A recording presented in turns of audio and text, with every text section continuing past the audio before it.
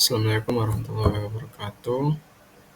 Baik, kami dari kelompok 9 pada kesempatan kali ini kami akan membahas mengenai chapter 9 Administering Questionnaires dari Supra Maryam.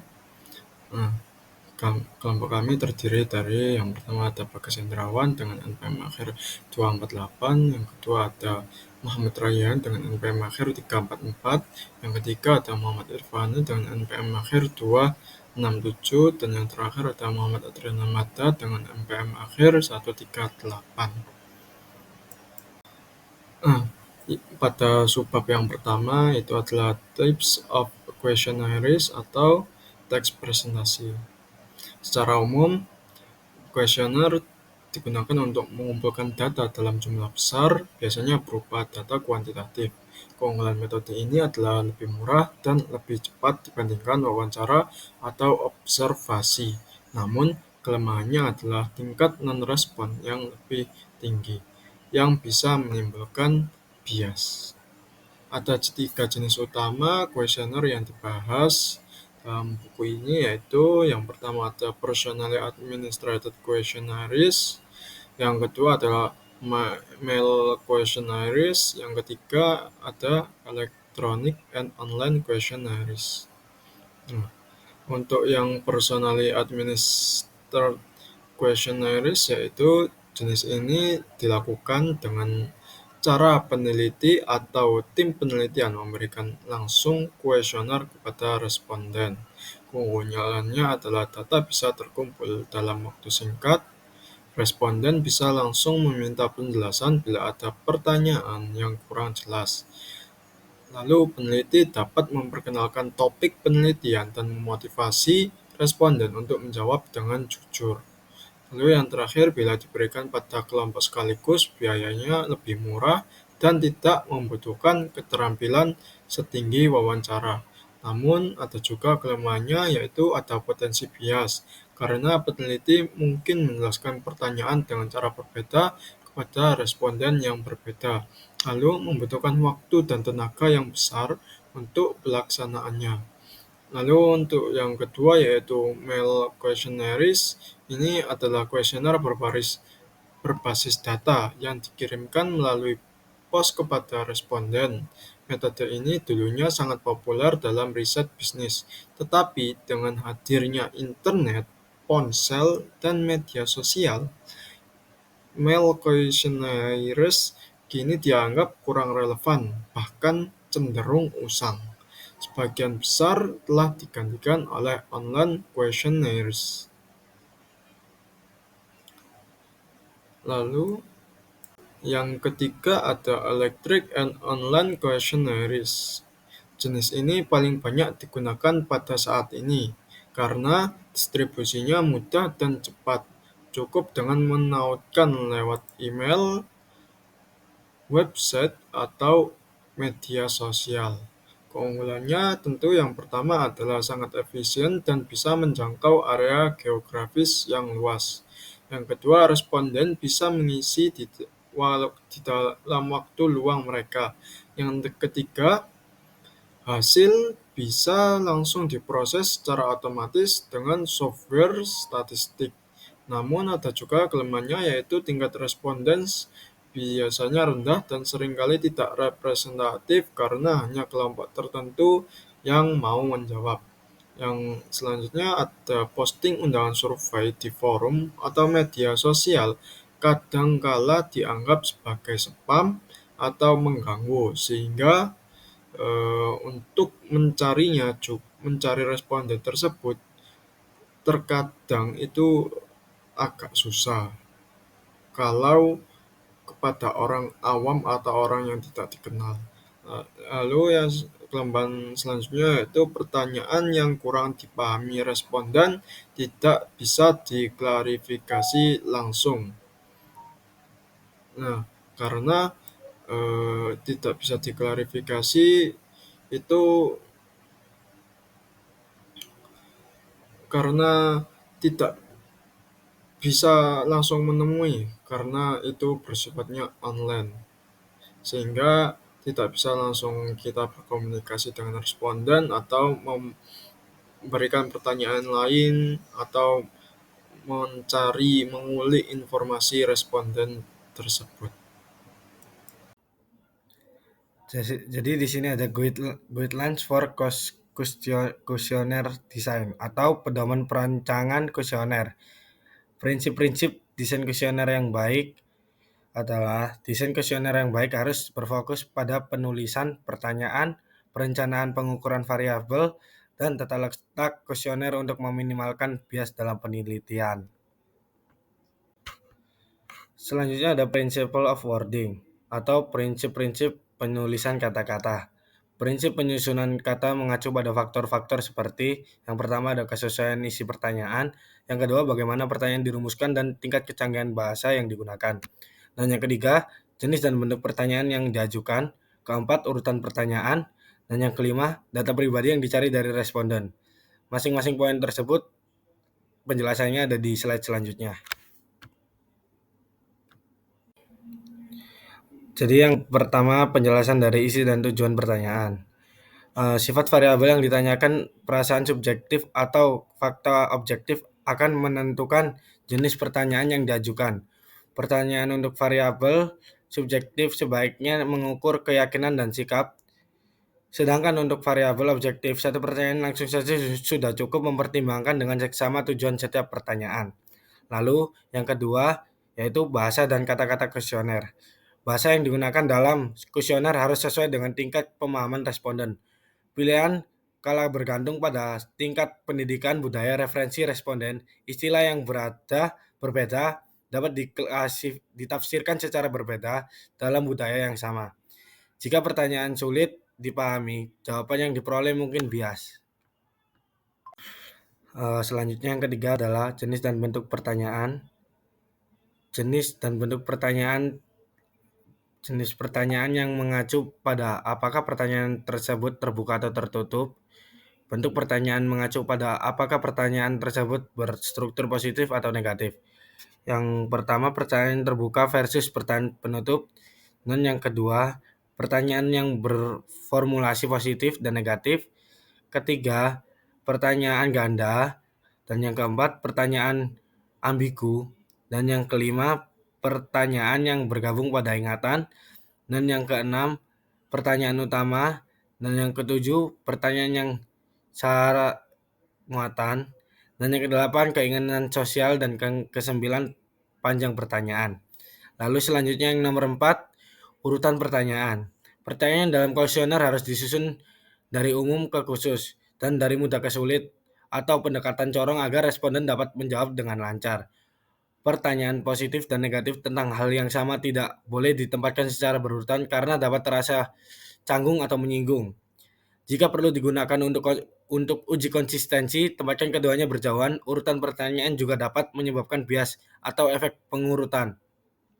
Meskipun pengecekan jarang dilakukan karena mempersulit analisis secara keseluruhan, perhatikan bahasa dan bentuk pertanyaan. Hindari pertanyaan ganda, pertanyaan ambigu, dan pertanyaan yang mengarahkan. Pertanyaan yang syarat muatan, pertanyaan yang diinginkan secara sosial, atau pertanyaan yang membutuhkan ingatan jarak jauh. Pertanyaan juga tidak boleh terlalu panjang. Dan yang kelima, yang terakhir, data klasifikasi atau informasi pribadi. Data demografi seperti usia, jenis kelamin, pendidikan, pekerjaan, dan lama bekerja tetap penting untuk dikumpulkan guna menggambarkan karakteristik sampel.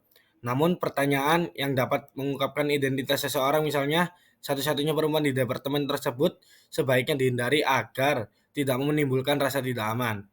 Prinsip utamanya, pertanyaan harus relevan, jelas dan tidak bias, berurutan secara logis, dan menghormati privasi responden. Oke, di sini saya akan menjelaskan mengenai principle of measurement atau prinsip pengukuran.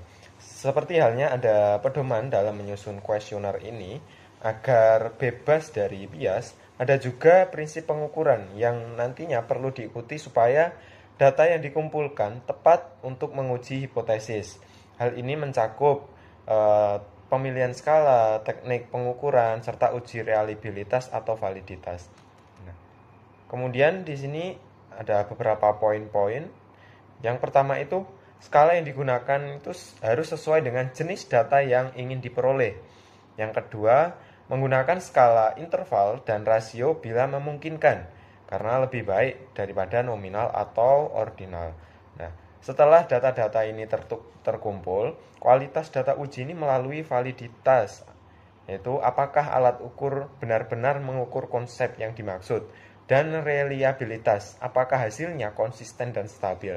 Nah, kemudian yang terakhir, data ini juga harus diperoleh dengan cara yang memudahkan pengkategorian dan pengkodean.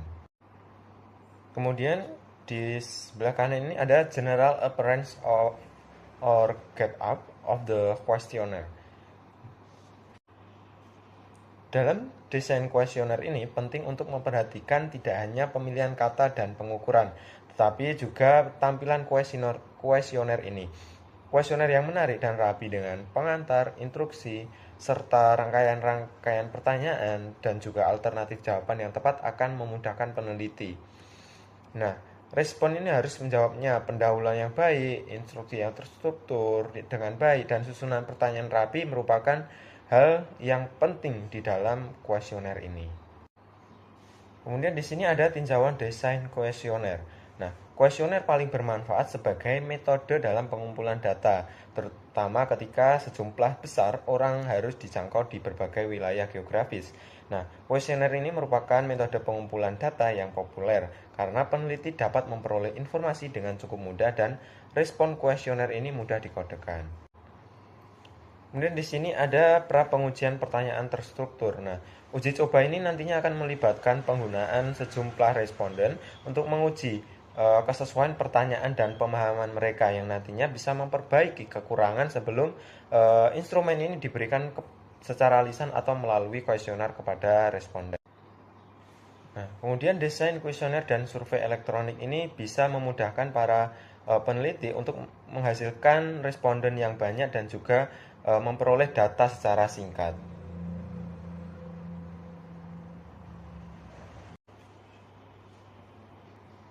Kemudian di sini ada International Dimension of Survey atau dimensi survei internasional. Dengan adanya globalisasi operasi bisnis, para manajer ini seringkali perlu membandingkan efektivitas bisnis dari anak perusahaan mereka di berbagai negara. Nah, para peneliti yang terlibat dalam penelitian lintas budaya ini dapat mencoba menelusuri persamaan atau perbedaan dalam respon perilaku, sikap konsumen atau investor di berbagai negara.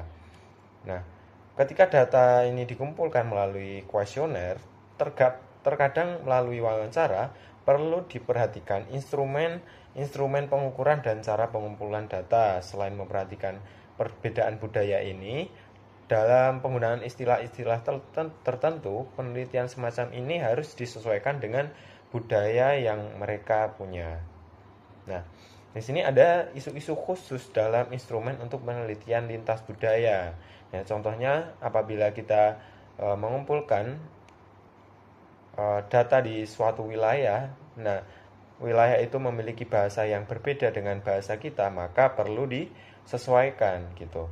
Kemudian ada masalah dalam pengumpulan data lintas budaya. Nah, di sini untuk pengumpulan data lintas budaya ada beberapa isu, yaitu yang pertama ada kesetaraan respon, kemudian waktu pengumpulan data, dan juga status individu yang mengumpulkan data. Nah, kesetaraan respon ini dipastikan nanti akan mengadopsi prosedur pengumpulan data yang seragam dalam budaya yang berbeda. Kemudian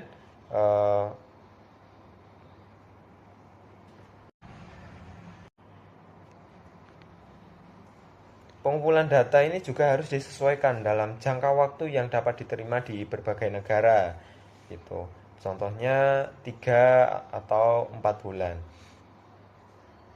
Nah, apabila banyak waktu berlalu dalam pengumpulan data di berbagai negara, banyak hal mungkin sudah berubah dari satu negara ke negara lainnya. Nah, Karena kita mungkin dari suatu negara asing, maka kita juga harus eh, peka terhadap nuansa budaya mereka.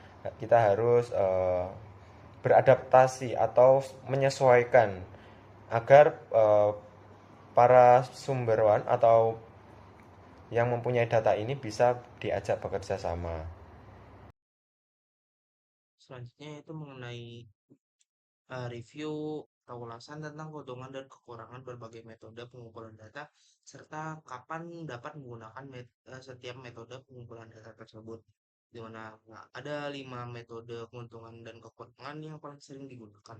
Yang pertama yaitu ada wawancara tatap muka, di mana wawancara tatap muka ini menyediakan data yang kaya, memberikan kesempatan untuk membangun hubungan baik dengan responden dan membantu mengeksplorasi serta memahami isu-isu yang kompleks, di mana nantinya akan banyak ide yang biasanya sulit diungkapkan, dapat diungkap dan dibahas selama wawancara tersebut.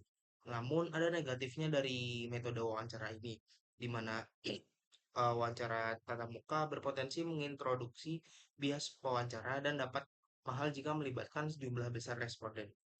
Jika beberapa wawancara diperlukan, pelatihan yang memadai menjadi langkah sesuatu yang wajib untuk melakukan wawancara tatap muka, di mana paling cocok untuk melakukan tahap eksplorasi penelitian ketika peneliti berusaha mendapatkan gambaran umum tentang konsep atau faktor situasional. Lalu kedua, yaitu mengenai wawancara. Telepon membantu untuk menghubungi wawancara telepon ini membantu untuk menghubungi responden yang tersebar di berbagai wilayah geografis yang tidak dapat dijangkau secara mudah dan dapat mendapatkan tanggapan segera dari mereka. Di mana wawancara telepon ini merupakan cara yang efisien untuk mengumpulkan data ketika ada pertanyaan yang spesifik dan terstruktur, membutuhkan tanggapan dengan cepat dan sampel tersebar di area yang luas. Namun ada negatifnya di mana penyelenggara wawancara tidak dapat mengamati responden respons dari nonverbal dari responden, dan responden juga dapat mengakhiri panggilan jika mereka mau.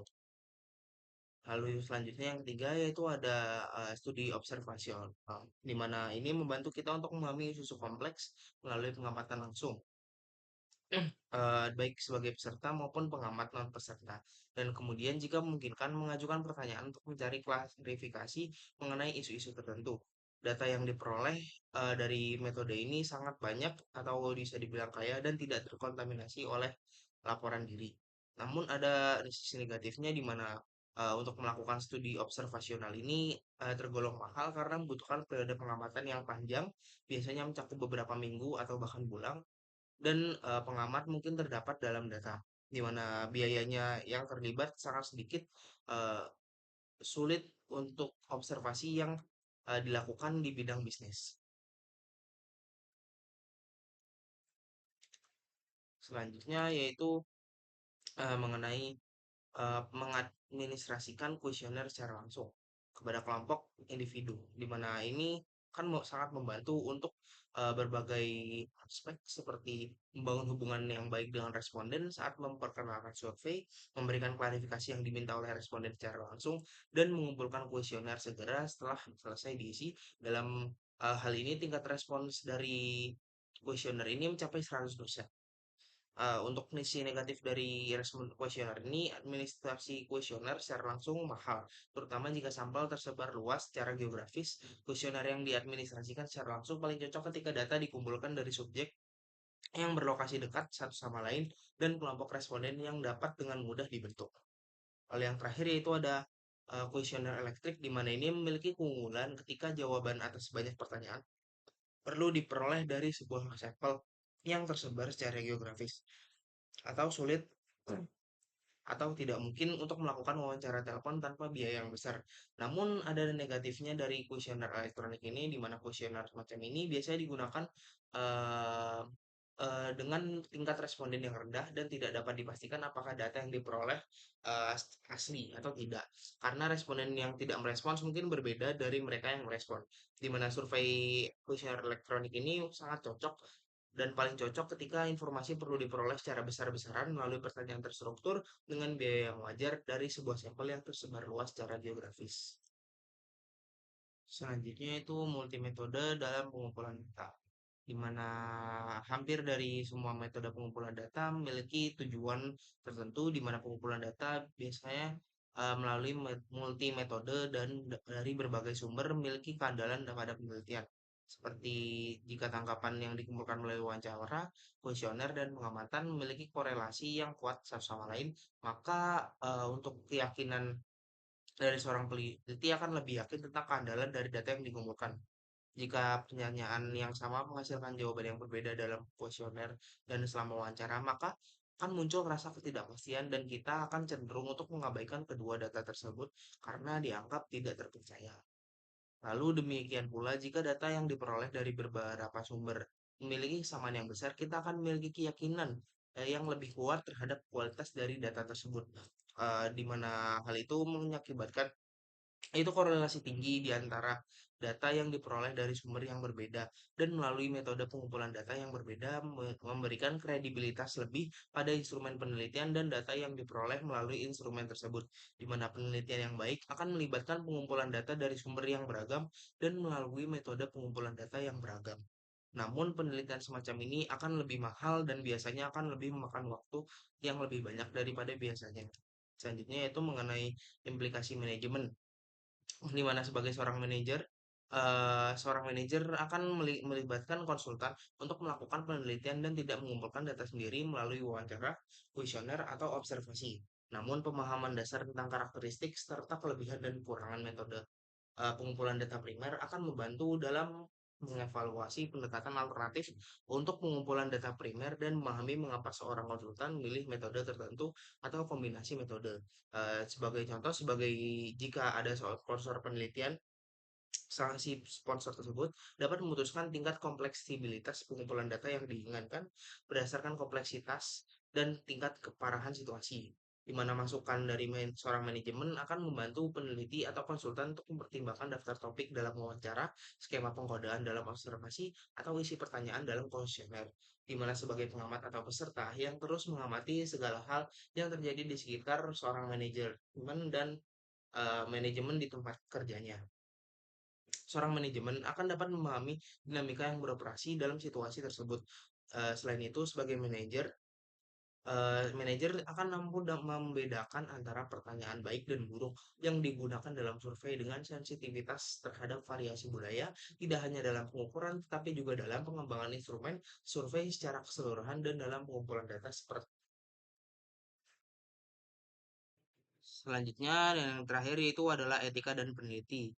Etika dan peneliti di sini menjelaskan bagaimana seorang etika dan peneliti harus mampu bersikap kepada respondennya, di mana ada beberapa aspek. Yang pertama yaitu ada menjaga kerahasiaan informasi yang diberikan responden dan menjaga privasinya merupakan tanggung jawab dari peneliti. Lalu yang kedua yaitu informasi pribadi atau yang terkesan mengganggu tidak boleh diminta, dan jika benar-benar diperlukan untuk proyek, informasi tersebut harus dimanfaatkan dengan penuh perhatian kepada responden dengan memberikan alasan yang spesifik. Yang ketiga yaitu apapun metode pengumpulan data yang digunakan, harga diri dan subjek tidak boleh dilanggar. Lalu yang keempat yaitu ada tidak seorang pun boleh dipaksa untuk menanggapi survei, dan jika seseorang tidak ingin berpartisipasi, keinginannya harus dihormati. Selanjutnya itu ada pengamat non partisipan harus bisa mungkin tidak mengganggu. Lalu ada mengunggah undangan seperti form untuk berpartisipasi dalam survei di jaring sosial, grup diskusi, dan ruang grup sering dianggap sebagai spam. Maka tidak boleh ada misrepresentasi atau distorsi sama sekali dalam pelaporan data yang dikumpulkan selama penelitian. Selain itu tadi merupakan etika peneliti. Lalu selanjutnya itu ada perilaku etis dari responden, di mana subjek setelah memilih untuk berpartisipasi dalam penelitian harus bekerja sama sepenuhnya dalam tugas-tugas selanjutnya, seperti menanggapi survei. Lalu selanjutnya itu ada responden juga berkewajiban untuk jujur dan apa adanya dalam memberikan tanggapan, di mana misrepresentasi atau memberikan informasi yang tidak benar dan dihindari.